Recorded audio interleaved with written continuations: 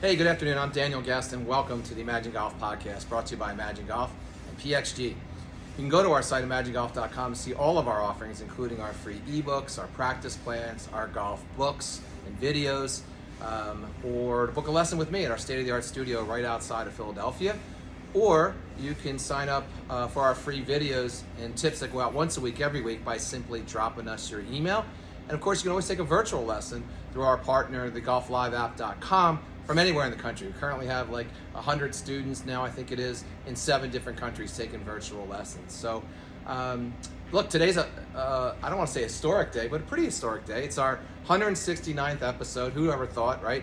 I think I heard, man, that if you do 10 podcasts, you're like in the top, 90% of all podcasts. Most podcasts don't even get past 10. And this is our first one live on camera, if you would. So I'm with the esteemed Jacob Molnar. Hey, Jake. Hey, Daniel. What's going on, man? A full disclosure here, Jacob is a world long drive champion. In full disclosure, I'm his swing coach. All right, so I'm gonna, be geeking out on this guy for a little bit here, and definitely biased because I think he's gonna win it all, to be candid. So, but what we thought we'd talk about today is, there's a lot of more similarities to golf, to long drive than most people think about, and most people don't even know really what long drive is, right? I mean, I say it out in public. If you haven't watched it, you're like, well, what is that? What is that? Is it a game? Is it a sport? Right? So I thought we'd go through a couple of things, the usual questions that we ask, 4 different questions, if you would, and just get kind of a professional's expertise, if you would, and their vision on the sport, right? So why don't you give us kind of like a background, if you would, how you started and where you're at?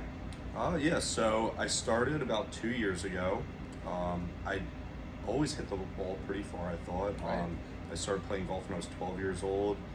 Just played for high school, just competitively. Never really thought about long drive. And you're 27 now, right? Yep. So never really thought about it until 2 years ago. I went to a simulator, just like here, right. And just hit a golf ball, and my ball speed was 195 miles an hour. Yeah. And let me stop you there. 195 with no practice, no nothing. That's pretty big. Yeah. So I was like, I think 350 yards, and one of my friends was just like, oh, you hit it pretty far, like, why don't you try out long drive? Right. And I was, and then that was when it all started. That's crazy, right? And a little bit else about my background was I did start doing strength and conditioning. Yeah. I went to school at East Stroudsburg for that. Right. So I sort of used what I learned at school to train. Like kind of propel you almost, right? Yeah, exactly. Yeah, and not only went to school, you got a master's degree. Yes. All right, so he's not just a good-looking young kid, man. He's a smart kid, right? So go back to that, like, you always hit the ball long. Did you ever in a million years think like you'd be competing on just, for lack of a better, balls out, just hitting the golf ball? Absolutely not. Right. I always thought when I saw those guys hitting at 400 yards, I was like, that's impossible. Right. I really, it's crazy because it really is. It's dedication every single day. Working out. Working with a coach on your swing. Stretching. It's crazy. It's full dedication. Yeah, I mean, it's really the real deal, right? I mean, I think, I did a little bit of research for the podcast on long drive, and I have a little bit of background. Jacob knows that I was working with Crank, which was the OG, if you would, distributor of golf clubs. Every long driver hit one, right? And I remember watching like my first one in the 80s, if you would, on like network television. And then I actually attended a couple of them. We're here in Philadelphia. There's a competition, the Pro Long Drive. It's now defunct. But they used to have a competition, the Remax competition in Atlantic City. So I'd go to that, and it was like this incredible, like, euphoric atmosphere, and these big monsters, man, just snapping drivers and just hitting crazy long shots. Most of them out of bounds, right? Because you got to keep. It's not just about how far it is. You got to keep it in a 60-yard grid, if you would. But and you fast forward or juxtapose that to today. We just got back from the Ultimate Long Drive Mid-Atlantic Championship, where this kid won. But it's a different vibe, right? It's professional. I mean, these people, there are a couple different coaches now, which never used to happen, right? There's industry gurus. We have like a guy named Bobby Peterson. He's known for, everything long drive. None of that stuff even used to happen. So it was more like this one-off kind of competition, if you would, or contest, I should say, now it's a full-blown sport. Wouldn't you agree? Yeah, of course. Yeah, it's everybody's training with coaches. Right. There's more sponsorships. Right. I think a lot Which of we're people looking for anytime. So anyone out there that wants to sponsor us, let us know. I think that a lot of people are trying to grow the sport. Especially with social media now. I think a lot of the top guys have like a big following. A lot of and I think that's the goal, is just to keep growing it. Yeah. Fast forward, like when you started in long drive, you made a commitment. The kid has quit I say kid respectfully because I'm 59, right? So he's quit his job, he's quit drinking, got a dietary, a workout program, a swing. I mean, the 100% committed in, right? Is there anything that you can point to, like that you learned from just your short time? It's not even been a year yet, right? From when you first started and you're like, you know what? He actually drove to Canada, right? Just didn't really know anything about it and just said, F it, I'm going to compete. To fast forward to today, anything like, that sticks out in your mind? You're like, hey man, I wish I'd known that sooner. I think that the biggest thing is just, the dedication that you need to have.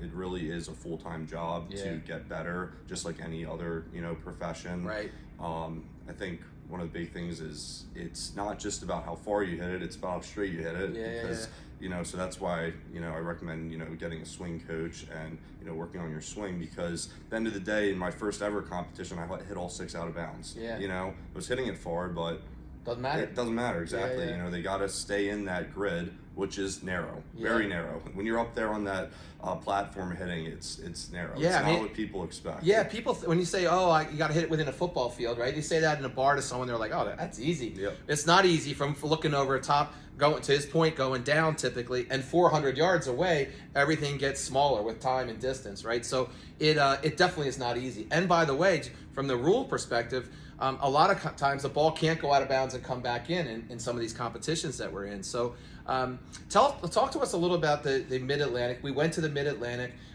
We knew we were going to do good, right? We put some time and energy in. We're changing up a little bit on Jacob's swing, but not a lot, because we're still towards the end of the swing of the season here, and we won. He won, right? So talk to us a little bit about what that was like, the competition, what it felt like to win, get your first real check. Yeah, it felt fantastic, and I think that the big reason is, we went in there prepared. We had a plan, our workout program, swing program. Warm up. Yeah, warm up. I think that it was just, going in there with a plan was the biggest difference between the other competitions, and getting balls in play. That was our main goal, I think, as many balls in play as possible, and I think that's the biggest difference between now and then previous competitions. And I think that we just keep building on that for the championship in September. Yeah, it's nerve-wracking, isn't it? There's a lot of pressure. Yeah, there is. I mean, people, like, I played competitive golf in my 20s, and it's not the same, right? You can go out and shoot 72 on any given day, right, with your buddies or whatever, and then, throw up an 80, the very next day in competition, and for no reason, right? It's just not working. So I noticed that even just in a short time we've been together, a couple weeks now, or a little bit over a couple months now, right? I saw you get a little nervous in the beginning there. He's not he's not the typical guy that in a long drive where he's all amped up and screaming and yelling. It's just not his persona, if you would. But talk to us about the nerves and how that affects you out there. I would compare it to just every shot's almost like being on the first tee, where everybody's with people watching. Yeah, exactly. Right. Everybody's watching you. So, there's some nerves there. And I think that's one thing I always think is like the most important thing is the accuracy, because once you get that one ball in play, you only need one in play, right? Out of 6. So once you get that in play, then you loosen up a little bit and you can swing harder, and get one in there. And I think that was the biggest difference. Recently. I'll share a quick funny story now because we won. But in the qualifying round, I think it was the first time we hit, right? You hit the first ball out of bounds, and then you just grab the second ball. Yeah. You get, for those that don't know, you get 6 balls. You got to hit it in 6 balls inside of 2 minutes and 30 seconds. And it sounds, some people say both, right? Sometimes people say, oh, it doesn't sound like a lot of time. Some people say, oh, that's a lot of time. When you're in it, it goes a lot faster than what you think, right? Yeah, it does. So, and we practice this all the time, right? You can't just get up there and bang, bang, bang. We relax and go through your routine and all that. And so Jacob gets up there, he hits the first one out of bounds, and I'm like looking around, just trying to get my wits about me. And he'd already hit a second ball, and I'm like, oh man, this is not going well. So he relaxed a little bit, and the rest is history. He won, so pulled it off, man. So I think a lot of people don't even know the history of long drive. It's been around competitively since the 70s, and PGA pros used to compete in it. Jack Nicklaus won 4 times. They used to do it at the PGA championship, if you would. So it has a long storied past. The longest drive in any competition is 515 yards. 515 yards. I mean, that is absolutely mind-boggling. That was with a persimmon wood shaft, or persimmon wood head, and a steel shaft, and only 42 inches. Jacob's hitting a 48-inch shaft, right? And it is, super, super high tech. The equipment today is everything, right? And so I see a day, and we'll talk about this, but I see a day where 450, 500, that's the norm, not the record. What do you think? Yeah, I agree, especially with the technology and the Right. in the training, swing coaches. I mean, the driver we're using right now is, like you said, 48 inches. Right. And it's 2.5 degrees. That's like a putter. Yeah, Basically, yeah. hitting That is a long, putter. It's like hitting a really long putter. In fact, that's too because- funny. My putter's 3 degrees. Yeah. So when you talked about how narrow the grid is, you also have to think about that. When Yeah, it's it's a that great low point. of a degree with that long of a shaft, and you're swinging it, the long drive professionals are swinging it close to 150, a little bit over 150. So like. It's tough to get it Ball in when you're speed's swinging approaching that 250, fast. Yeah. 230, Yeah, 250, I think right? the record right now is 240 miles an hour. Yeah, which is- 256 I think I just saw. yeah, it's crazy. It is nuts. I mean, it's absolutely nuts. I think that when we talk about equipment, I don't think that can be overstated, right? I think about what he just said. His driver is the same loft as my putter, right? That just I didn't even think of it that way. That blows me away. I've hit his clubs, right? They go right into the ground. So, and I look at the club and it's like it's the club's fault, right? But at 3 degrees, right? If you're not swinging with that swing speed, right? The ball just can't get up in the air. I mean, the physics are against it, and it just can't get up in the air. So it's amazing. One of the things that is ironic about Jacob's swing is that he's probably, and you agree or disagree, but probably one of the most fundamentally golf swing sound-wise, meaning like it looks, when you're in competition, it looks like you're taking a drive at the local country club, within reason, right? Yeah. I mean, his club comes way back or whatever, but it's not this monstrous swing that we see from a lot of long drivers. Would you agree or disagree? Yeah, I agree with that. Right? Yeah. And it's kind of a strength and a weakness at the same point, right? Yeah, I would think that it's got to be a combination of both. Yeah, right. Getting that club back right behind your head, and getting a lot of turn is the goal right now. So I think that having that, a lot of guys are very, very good at golf. Right. That are doing long drive. Right. So it's a big advantage to have that golf background. So then it's just pushing it a little bit farther, if that makes sense. Yeah, and I think you could juxtapose that again. Some of the guys never played golf, right? There's Division I athletes that got hurt somehow or whatever. There's guys. We saw a guy at the one competition that was in the pro or in the it was on the amateur side. It was just a regular musclehead type of guy, right? And with a regular driver, right? And still hit it 300 some plus yards, right? I mean, for what he was up against and what he presented, meaning with the equipment, a 46-inch driver and just probably a 10 degree or probably like a 9 degree, but you get the point, right? This guy did okay, right? Yeah. So it's all over the place, right? Jacob and I, there's 2 real tours basically now. There's the Ultimate Long Drive, which we just talked about, and that he won it in Baltimore, and then there's the World Long Drive, right? They're both, it's almost like the PGA and Live almost, right? I don't know that one's better than the next, all right? One's more of an OG than the next, right? World Long Drive's a little bit more, stable, let's say, right? And more secure. But what's cool about Long Drive is you can go back and forth, right? Between the 2 different tours, as long as you qualify. And he's qualified on both sides. We were in Atlanta up against the world's finest. What was that experience like for you? It was awesome. When I first started, I was like, I never thought that I'd be going up against these guys. Maurice Allen and all these guys, right? Yeah, these legends that have won at the highest level, and they're swinging like I said when I first started, it was like 400 yards. That seems impossible, right. And with a lot of training, but and then being up against them, it was really cool. It was a great experience, and it was basically a dream come true. You know, starting a long drive. It was amazing, man. To watch. First of all, it was hot beyond hot. Right? It was like 98 degrees and 98% humidity, which is not good for ball flight, by the way, right? We were hitting into an actual hole, right, of a golf course, a par 5 with water on the left. And I don't care what anyone says, anytime you see water in golf, it doesn't go well, right? And a lot of undulation. So there was a lot of factors into winning that. It's not like it was just a flat football field and whoever hit the farthest won. You had, if you caught the right side of the grid, you got a better roll than if you're on the left side, if you would. So, and he competed against, I think I counted like 6 of the top 10, right? And currently, Colton and all these guys that are absolutely, at the height of their game, if you would, and beat a lot of them, right?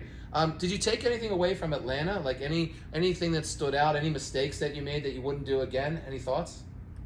Yeah, I think that one of the big things was just, I felt like I was almost trying to guide the ball in play instead of just going up there and doing my thing, and getting a rhythm and swinging hard. And because I felt like we were prepared, swing wise, right. And I think that if I went back again, it would just go up there, relax and just swing hard. Yeah, fair enough.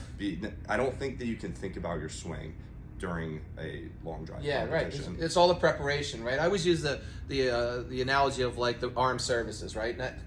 I don't in any way want to compare what we do to that, but these guys drill, so that when bullets are flying, they don't think about anything, right? There is no time to react. They're hoping that training. Sports in general are the same in that regard, right? We hope that we can just focus on executing on what we're trying to accomplish. In your case, just hitting an absolute snot out of the golf ball, right? And not worry about anything else, and hope that technique and all that time and energy absolutely went into that. I'll tell you what I learned from the competition in Atlanta. 2 things. One, these guys are good, right? They are way more prepared than I ever thought they were, right? There's an occasional crazy guy that shows up, right?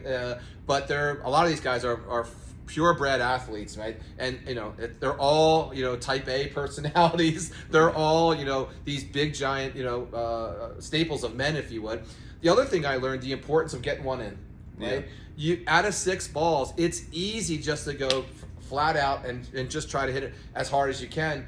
But then the guy next to you wins with a 330-yard drive, and you're like, oh my God, I just hit that one 415, but it just bounced out, and we end up not getting any points for that round. So to me, and that's something going in, but it just resonates just a little bit more. It stings a little bit more when it doesn't happen, right? So the importance of having a strategy, right? Jacob and I talk about all the time, like, there will be days where you wake up where we're trying to hit inside to out on the golf ball to get a little bit of draw, but there'll be days where we're fading the ball. In Atlanta, you were fading the ball, right? Yep. In Baltimore, you were drawing the ball. So, and that's not something you can actually just change on the fly. You got, you wake up that day, you're drawing the ball. You wake up that day, you're fading the ball. But you got to be able to roll with those punches, if you would, and figure that out on the fly, because you only got a couple rounds to figure it out, right? So he's qualified now for the World Long Drive Championship. So the Ultimate World Long Drive Championship will be there September 25th. I think it's a 4-day competition, right? Yep. So what do you think? I think that, we're going to just lock in for the next 30 days, do our thing, train for it. And I think this time that we're going to be a lot more prepared. I think that, right now we're doing drilling, every day, hitting balls, every day, working out, stretching, just complete dedication to it. Yeah. And I think we're going to go in with a plan, get balls in play, like we said, right. Be relaxed, have the swing, down, and just, do it, and we'll see what happens. Yeah, we can win though, right? Yeah, 100%. I think there's been times in my, I played hockey at a pretty high level, played golf pretty high level, and there were times where I knew I didn't have a chance, right? Whether it was a team sport or an independent sport or whatever, we got a really good chance. Not just saying that just to pump you up, man. We got a really good chance. The kid hits balls 400 plus in competition. That's more than most, right? So all we need is just a little bit of I don't want to say luck, right? But that preparation and that preparedness, and we just got to execute. We got to execute, right? So I'm feeling really good about it, and he's right. We're laser focused right now on speed, right? Yes. Just trying to get It's funny, again, get the Bobby Peterson guy, the expert that we talked about in the space. He's a ballistics expert, right? And he literally has ballistic reports written down on a piece of paper. Jacob and I both saw it, man. But he's calculating long drive just like a bullet, right? Just like a sniper does, for crying out loud. And that's probably heir to some of his success, right? He knows what physics do, right? I'm no physics expert, but we have full data sim behind us, so I'm a pretty good expert on the golf ball data. And so all we're really trying to do is get his swing speed and, more importantly, ball speed up just a little bit. And we're convinced that if we do that just a little bit, that'll propel us to another upper echelon of competing more so than ever. Hey, Jacob, where do you see the sport? Do you see the sport doing anything in the near future? What do you think? Yeah, absolutely. I think that there's a lot of really great athletes in it right now. Kyle Berkshire, Martin Borgmeyer, super popular guys. Those are the names. Even if people don't watch long drive, they say, "Oh, I know who that guy is." Yeah. They're hitting over 400 yards, and there's. I think that with social media, I think that's important to really push it out. I'd like to see it be more, on television so that fans can watch it. Yeah. Like the idea of streaming it on social media. I think a lot of guys have a huge following where I think their followers would love to see them, hit more golf balls. Everybody loves to see a golf ball go over 400 yards. I know, right? I was just telling someone yesterday. It's a dumb analogy, but it's true. People go to NASCAR to see crashes, right? I mean, they go there as a sport. I'm not saying they want to see anyone hurt, but that air of like, oh my God, what could happen? And then seeing someone get out of a car that's just been mauled. He's right. There's a certain level of violence behind hitting a golf ball 400 yards that it's like boxing almost, right? That people just are in awe. I mean, you look at the stands and there's no universal type of individual. They're everybody, right? Yep. I mean, it really transcends demographically, I think, a lot of different groups. I think I see the sport similar, man. I think it had a little bit of a lull, right? The league was a little bit mismanaged, and they lost their TV contract. The World Long Drive has an ESPN contract, so that's positive. And the Ultimate has a streaming service that they're putting out. So I think that's all positive, right? I cannot imagine that it's not up and to the right, if you would, as far as viewership. And I think there's more coaches than ever, right? There's more talk around technique than ever. There's more talk around what equipment and how it fits than ever. So I really see the sport really starting to develop its own kind of, not only following, but its own niche, if you would, right? There's that point in time, like, right now is a perfect example. Hockey's not back, football's not back yet. If they kind of found their niche as far as time frames or whatever, and I think they're doing that. It's no coincidence the world championships are right now, right? So I think there's nothing but positiveness, in the space, if you would. So, so we're hoping that not only we capitalize on Jacob's career and winning, but we're hoping the sport in general takes off. Talk to us about your social media, man. You do pretty good. You got a couple videos that got 1 million hits, right? Yeah, so my social media is I focus on, well, let me back up a little bit. Yeah. So I know I said earlier that I did strength and conditioning. Yeah. So I originally started just doing strength and conditioning videos for everybody, just work out how to get in shape. And, then once I started doing the long drive, I said, why don't I go into more of a niche and do just golf? And once I started doing that, it really blew up. I'm at 73,000 followers in only 6 months about. Yeah, that's amazing. Yeah, all organic. Yeah, all organic. Yep. Just, basically my videos are, hit as far as hit the ball farther. Yeah. Every video, do these exercises and you're going to hit farther, and they're the exercises I do, so I know they work. Yeah. So, and I obviously I'm not doing them. Look at me, man. So I know I've gotten a lot of good feedback on them, and and just that's the plan, is to kind of I want to use the social media to grow my long drive career, essentially, because I think they go hand in hand. Yeah. So J Golf Fitness, right? Yep. On Instagram, right? Pretty much on anything, right? Yep. I think you never know what's going to. So we have a video of me and Rory swing that's gotten almost 30 million views. It's a 12-second video. I had a couple 4 beers in me when we took the video, and never once in a million years did I ever think that would happen, right? But that's the way social media works, right? If you watch his stuff, you'll see he has an air about him that is attractive to people, meaning that they want to view it, right? And there's nothing crazy long. You don't do any real long form stuff.